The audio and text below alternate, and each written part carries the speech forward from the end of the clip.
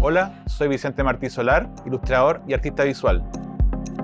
En mi trayectoria he colaborado con muchos medios de comunicación, siendo publicado a nivel nacional e internacional en lugares como Rolling Stone, GQ, Esquire y Diario La Tercera.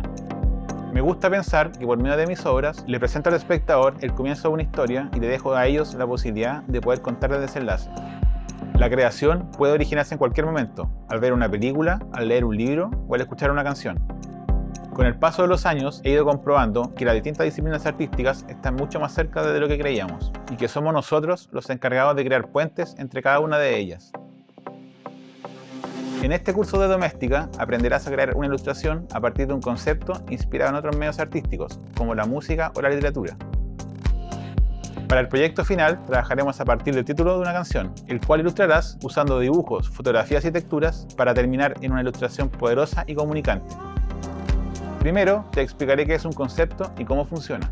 Posteriormente crearemos texturas con lápiz y papel y luego analizaremos texturas digitales. Crearemos una composición en Photoshop para después aprender la mejor manera de integrar todos los elementos de la ilustración.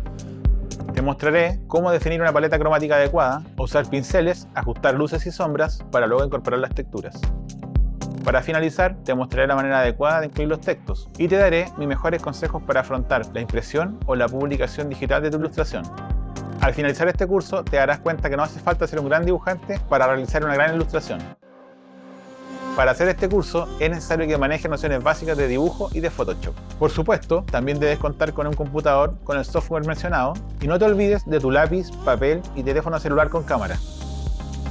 Este curso va dirigido a artistas, dibujantes y todo tipo de personas atraídas por la ilustración y la comunicación visual. Inspírate de otras disciplinas artísticas y genera ilustraciones de gran peso visual.